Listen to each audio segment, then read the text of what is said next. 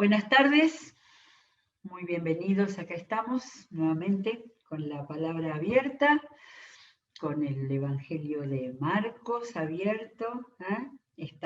No le estamos poniendo título porque de repente es difícil con capítulos que tienen tantos episodios, ¿sí?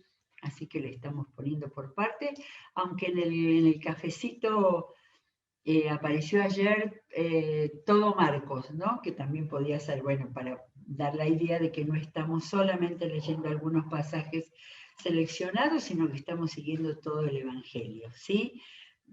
Con esa mirada que hemos buscado, que estamos buscando los datos que nos resulten llamativos, pero a mí me impacta en esta lectura que estoy haciendo de nuevo del Evangelio de Marcos, el pensar que es el primero que se decidió y que con esa certeza que se tiene de que él haya estado cerca del apóstol Pedro, poder ver la mirada de Pedro que vivió todos los episodios junto con Jesús y que le haya marcado qué acontecimientos, qué milagros, qué enseñanzas era interesante poner.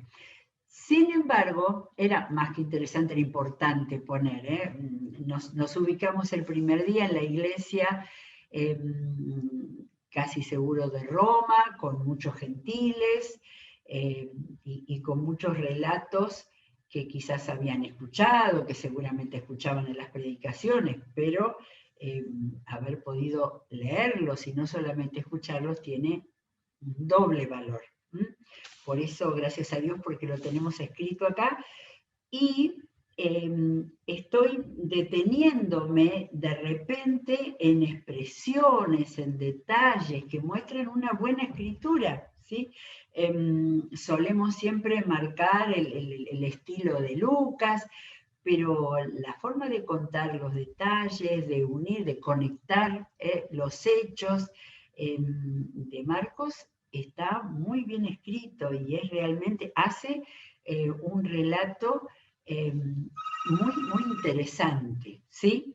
Eh, estaba pensando que quizás para la gente que recién comienza a leer la Biblia, está bueno decirles que lea primero el Evangelio de Marcos, ¿sí? Para poder acercarse de una manera un poco más breve, pero más directa a la vida de Jesús y más mostrando quién hizo, qué hizo y quién era a partir de lo que hizo. Y por supuesto también de lo que dijo. Pero bueno, llegamos al capítulo 4, diferente, porque hasta ahora el 1, 2 y 3 eran hechos, milagros, fue acá, fue allá lo que hizo. Y entonces acá, recién en el capítulo 4, pero ya es como que hemos avanzado, no tengo idea, pero como si fuera un año de relatos, sobre todo por las veces que decía, y hizo muchos otros milagros. Bien, pero acá se detiene el narrador y nos dice de nuevo, comenzó Jesús a enseñar a la orilla del lago. Yo digo, la orilla del lago, me parece que está varias veces, ¿no? Doy vuelta a la página nomás, 2:13, de nuevo salió Jesús a la orilla del lago. Por ese tema, y acá dice, no, acá dice que la gente acudía a él.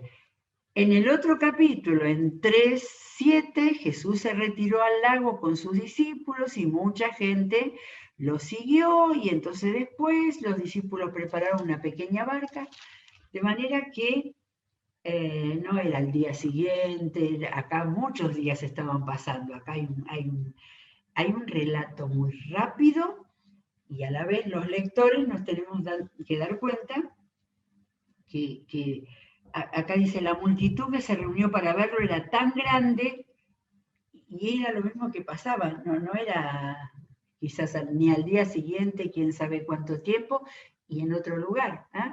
Es interesante cuando vemos el mar de Galilea, bueno, como todo ese gran lago, ¿no? Llamado mar, pero que había ciudades importantes para la zona al lado del mar. Por supuesto, principal profesión era la pesca, y al lado de ese espejo de agua había muchas ciudades, las ciudades más importantes de Galilea. Bueno, él se sentó en una barca que estaba en el lago mientras toda la gente se quedaba en la playa. De manera que acá tenemos de nuevo una foto. Me encanta marcar cuando tenemos una foto para ubicarnos en lo que está pasando. Entonces se puso a enseñarles muchas cosas por medio de parábolas y como parte de su instrucción les dijo. Esta es una de las perlas que digo, qué bien escrito que está esto. Como parte de su instrucción les dijo. Pongan atención. Miren qué llamado hay para empezar a contar que la parábola del sembrador. En griego la palabra que se traduce como parábolas quería decir comparación e ilustración. Y en hebreo parábola no era solamente ese sentido que nosotros tenemos de un relato sencillo de la naturaleza, de la vida común, con una verdad principal y con una enseñanza, ¿sí? De manera que siempre se usa la misma palabra, se usa parábola.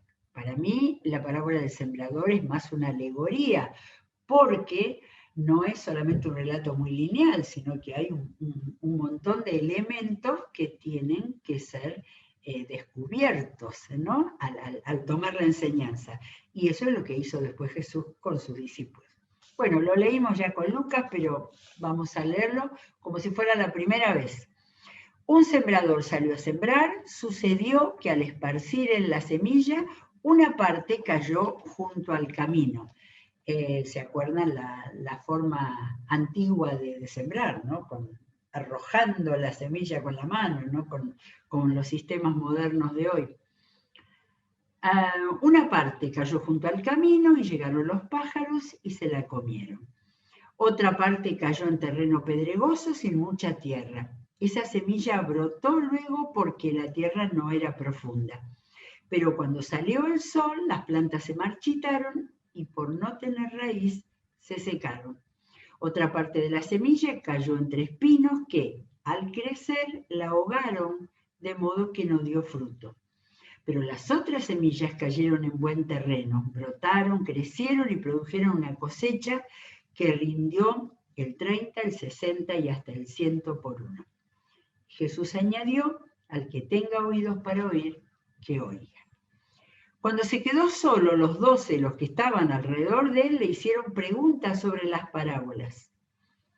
A ustedes se les ha revelado el secreto del reino de Dios, les contestó. Pero a los de afuera todo les llega por medio de parábolas. Y acá Jesús usa un versículo de Isaías, para que por mucho que vean no perciban y por mucho que oigan no entiendan, no sea que se conviertan y sean perdonados.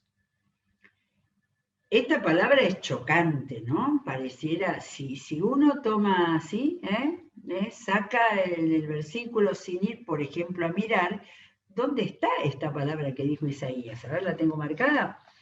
Es en Isaías 5, o sea, el Señor estaba llamando a Isaías para el ministerio profético. Y entonces ahí le dijo exactamente esto.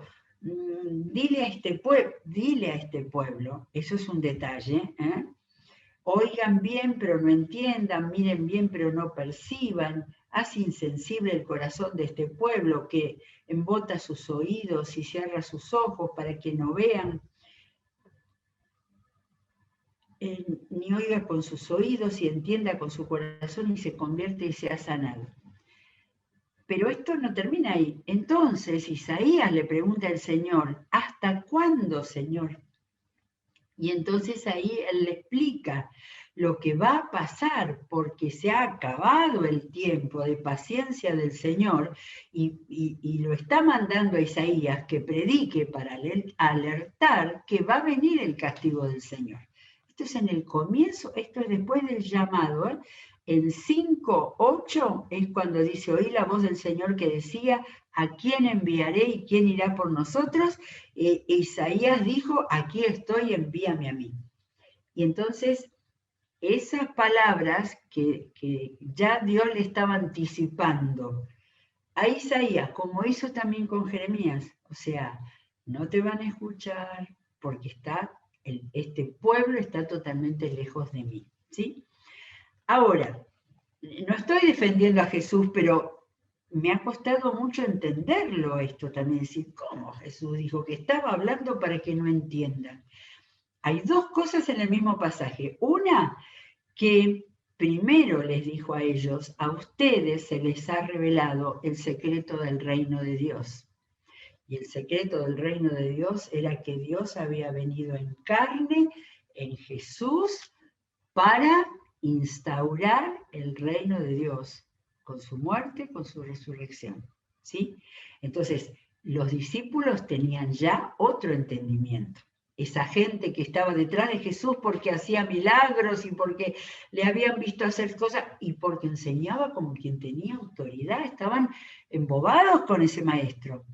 Pero todavía era difícil que pudieran entender esta descripción del ser humano impresionante que es la parábola del sembrador.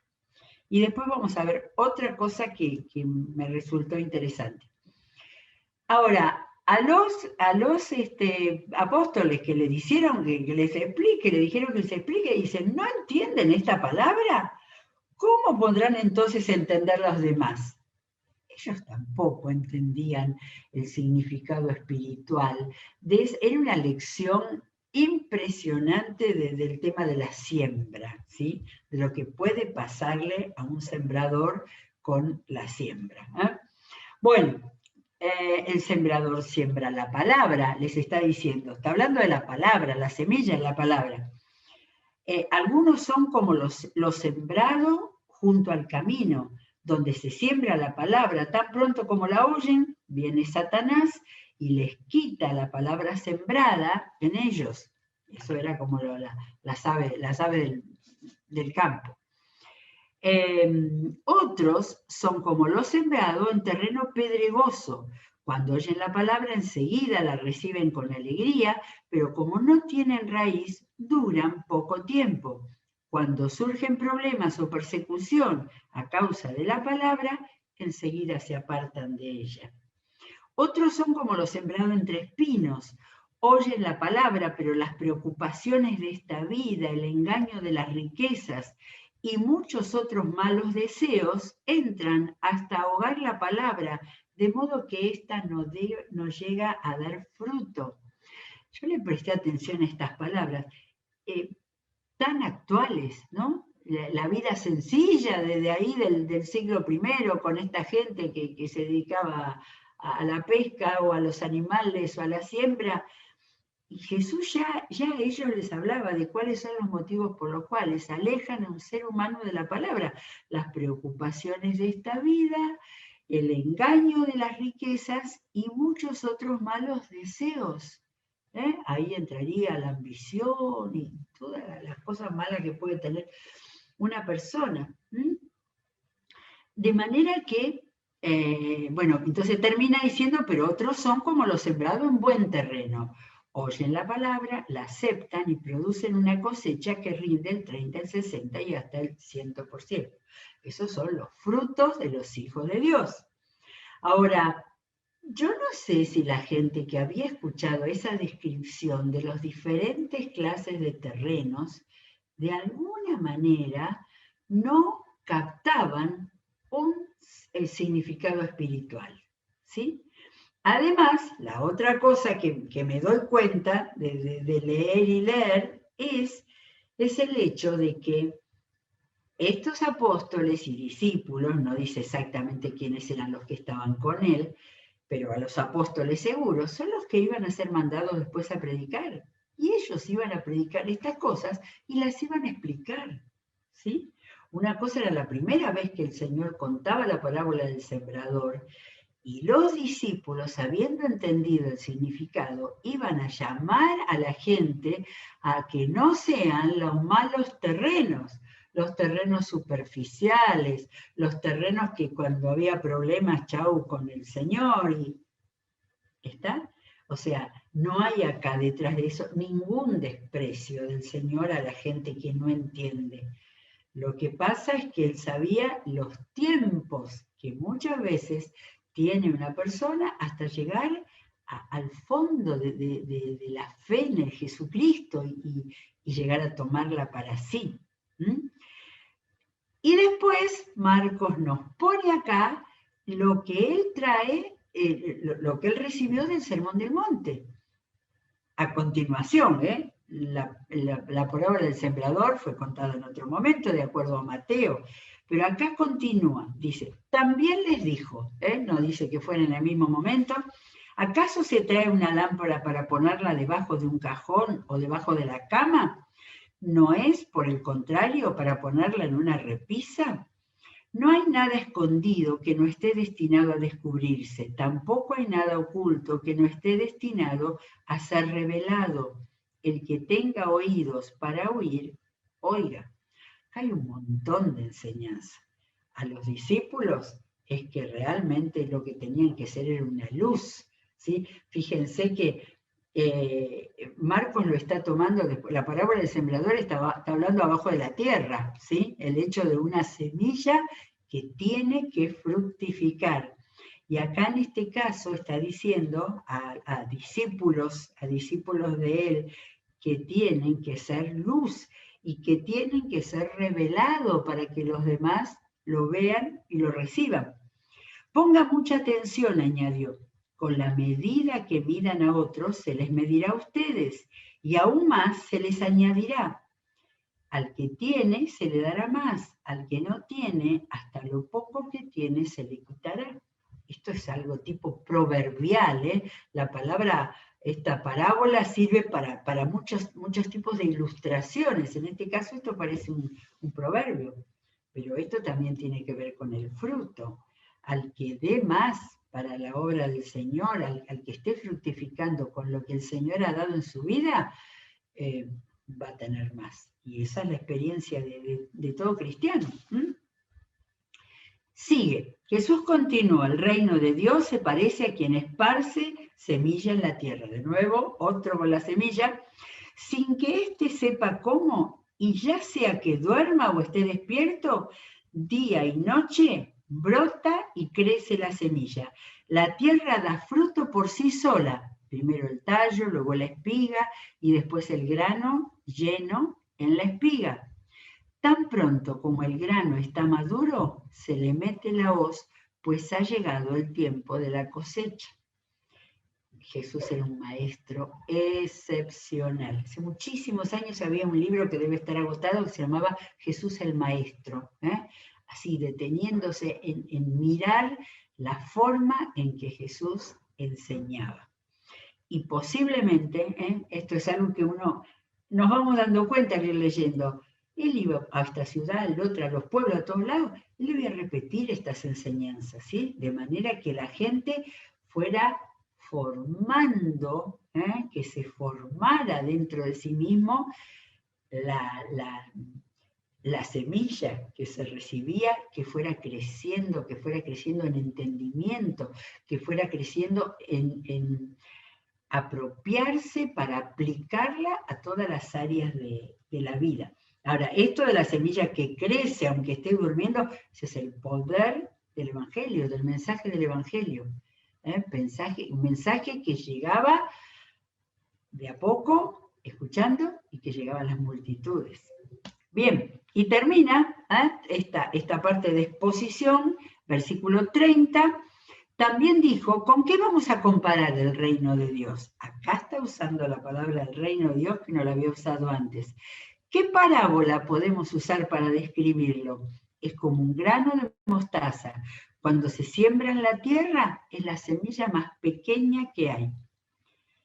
Pero una vez sembrada, crece hasta convertirse en la más grande de las hortalizas y echa ramas tan grandes que las aves pueden anidar bajo su sombra. Jesús, aparte de un gran maestro, era un gran poeta.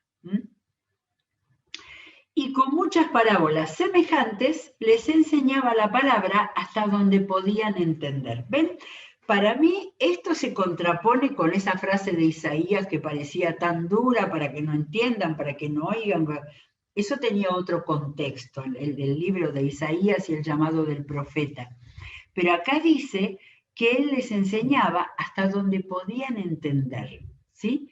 Sabiendo que la claridad del reino, del hecho del reino de Dios, la tenían ya los apóstoles. Bueno, ahora vamos a ver hasta dónde la tenían, pero ya habían escuchado el mensaje, ya habían escuchado, el reino de Dios se acerca con su presencia. Los otros estaban siguiendo a un maestro con autoridad, con milagros y preguntándose quién era. Pero bueno, no sé si me tengo que arrepentir de lo que acabo de decir al leer la última episodio del capítulo 4 de Marcos. Ese día, fíjense acá, esto pareciera que une, después de un día de grandes discursos, ese día al anochecer le dijo a sus discípulos, crucemos al otro lado. Dejaron a la multitud y se fueron con él en la barca donde estaban. Yo me pregunté cuánta gente cabría en esa barca. ¿Iría con los 12 apóstoles? No era una barquita entonces. También lo acompañaban otras barcas. Ah, bueno, o sea que los más cercanos se iban con él y algunos curiosos también por ahí. Se desató entonces una fuerte tormenta y las olas azotaban la barca tanto que ya comenzaba a inundarse. Jesús, mientras tanto, estaba en la popa durmiendo sobre un cabezal, así que los discípulos lo despertaron. Interesante, porque era un fuerte viento, la barca no era un crucero de lo de ahora, la barquita se movería, Jesús no se despertaba. Quizás él sabía lo que tenía que hacer, pero también que había en él una paz, además de un cansancio de haber estado tanto tiempo hablando. Pero yo creo que lo relevante era una paz impresionante para poder dormir su cansancio. Bien, y acá viene la escena en la que dije que no sé si porque se mostraron como lo más temerosos de los no discípulos. Maestro, gritaron, ¿no te importa que nos ahoguemos? ¿Estarían pensando en él también, que si se ahogaba Jesús también? Yo no lo sé. Él se levantó y ¿qué hizo? Reprendió al viento, ordenó al mar, silencio, cálmate. Jesús tenía autoridad sobre la naturaleza, ¿no?